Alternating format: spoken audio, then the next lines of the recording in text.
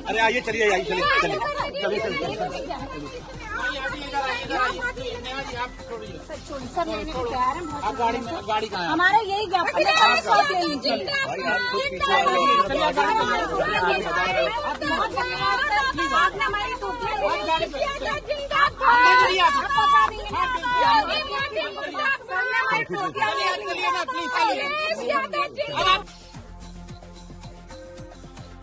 नाम स्टार्ट। मैं विभावरी सिंह हूँ, उम्र 16 साल। मैं विधायक कीर्ति सिंह की बेटी हूँ और आज हमारे घर पे यहाँ आगे पे बहुत सारी भीड़ आई थी और बहुत सारे लोग नारेबाजी कर रहे थे क्योंकि मेरी माँ ने कल एक बयान दे दिया था अखिलेश यादव के सरकार पे। बात ऐसी है कि इन लोगों को लगता है कि ये लोग एक 16 साल की बच्ची को डरा के राजनीति कर लेंगे और अगर यही इन लोगों की शिक्षा है, यही इन लोगों को सिखाया गया है सरकार में, तो वो तो गलत बात है। तो इन लोगों को थोड़ा सा मैं बता दूं कि आप लोग जितना मेरे को डराएंगे ना, मेरे को तो कुछ डर नहीं हो रहा, लेकिन अगर आप लोग मेरे ऊपर उंगली भी उठा ली ना तो मेरी माँ आप लोगों को बीच से फाड़ देगी। तो आप लोग मेरे को तो ना बोले, ठीक है। अगर आपको बोलना है तो बलिया जाएं, बलिया में मेरी माँ है अभी, जहाँ पे वो अभी नेता है, जहाँ पे विधायक है, वहां जाके आप लोग बोले तो थोड़ा ठीक भी लगता है। 16 साल की बच्ची जो घर में अकेले रहती है उसको डराना तो कहीं की राजनीति नहीं है मेरे ख्याल से। और ये बात आप लोग अपनी सरकार से भी साफ कर दीजिए कि कुछ भी कर ले, मैं नहीं डरूंगी यहाँ पे, ना ही मेरी माँ डरेगी। आपके आज लखनऊ आवास पे समाजवादी पार्टी के लोगों ने किस तरह से धरना प्रदर्शन किया और हंगामा किया, इसको कैसे देख रही हैं आप? देखिए, इतनी शर्म की बात है, इतनी शर्म की बात है कि अगर चुल्लू भर पानी समाजवादियों को नहीं मिलता है तो मेरे घर से लेकर चले जाएं। ये सब राजनीति मैं करती हूँ, मैं विधायक हूँ, मैं भारतीय जनता पार्टी की कार्यकर्ता हूँ। आप जो बोलती हूँ मैं बोलती हूँ, जो करती हूँ मैं करती हूँ। अगर आपको घेराव करना ही था, आपको घेरना ही था, आपको डराना ही था तो आप मुझे डराते ना।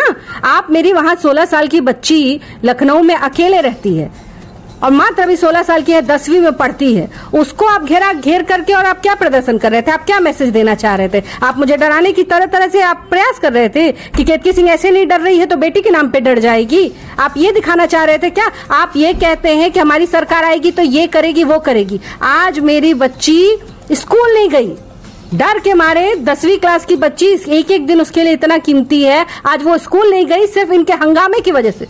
ये गुंडे ही दिखाना चाहते हैं वहां पे कि हम गुंडे हैं। आप जो बात भारतीय जनता पार्टी या हम जैसे लोग चिल्ला कर बोलते हैं कि इनके राज में, इनकी पार्टी के अंदर कोई महिला, कोई बच्ची सुरक्षित नहीं रह सकती, आज इसको इन लोगों ने चरितार्थ करके दिखाया है। ये अपना डीएनए दिखा रहे हैं, इन्होंने डीएनए अपना साबित किया है कि हमारे राज्य में, हमारे नीचे कोई बच्ची सुरक्षित नहीं हो सकती है। जब ये आ जाएंगे सरकार में तो ये तो मेरी बेटी का आप बताइए, आज जब योगी जी की सरकार है तब मेरी बेटी डर के मारे आज स्कूल से नहीं गई, कल को इनकी सरकार आ जाएगी तो मेरी बच्ची तो घर बैठ जाएगी।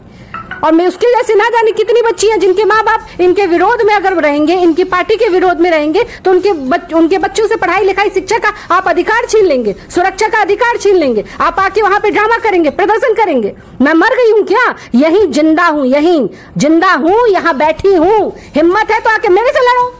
मैं कम पड़ गई हूँ क्या लड़ने के लिए? जो कहा मैंने, और मैंने कहीं भी किसी को चोर वोर कुछ नहीं बुलाया। मैंने एक हिसाब मांगा। क्यों इन लोग वोट चोर कर रहे हैं तो क्या ये कहा जाए कि वो किसी को चोर कह रहे हैं?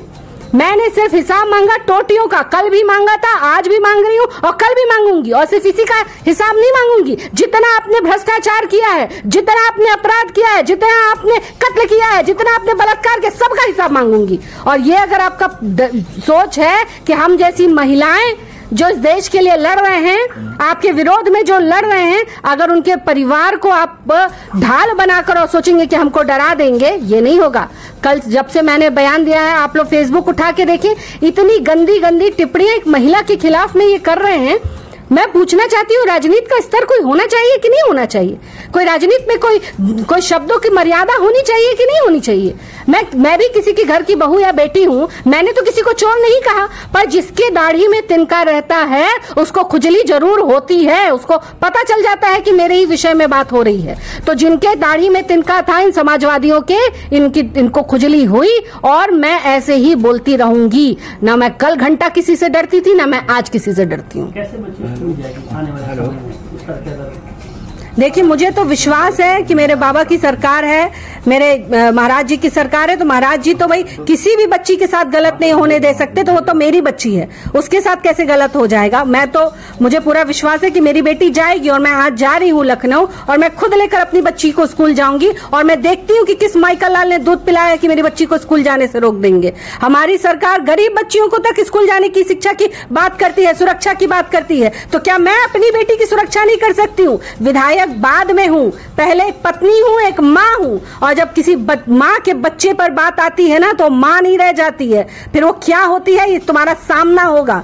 मेरी बच्ची के ऊपर हाथ लगाया, आंख उठा के देखा, तो आंख निकालना तो बहुत छोटी बात है कि मैं आंख निकाल लूंगी। क्या क्या तुम्हारे साथ करूंगी, तुम्हारे बाप दादा भी याद रखेंगे कि क्या करूंगी।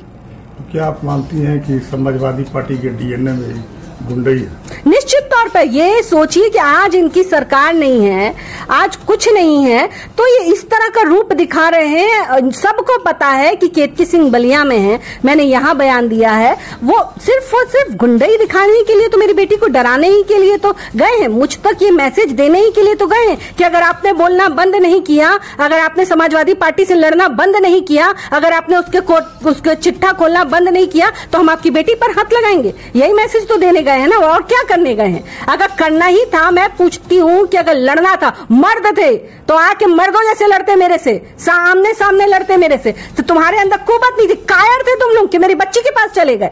और मेरी बच्ची भी किसी से डरती नहीं है, छत्राणी की बेटी है, उसके अंदर खून भी छत्राणियों का बहता है। अगर ये सोचोगे कि वो भी डर जाएगी तो वो भी नहीं डरेगी। हाँ, थोड़ी सहमी जरूर है क्योंकि बच्ची है, 15-16 साल की बच्ची का क्या आप बताइए, क्या उसकी मानसिकता होगी, उसको कितना, आप मुझे बताइए, नहीं बोलना चाहिए, परंतु उसको कितना भय लग रहा होगा।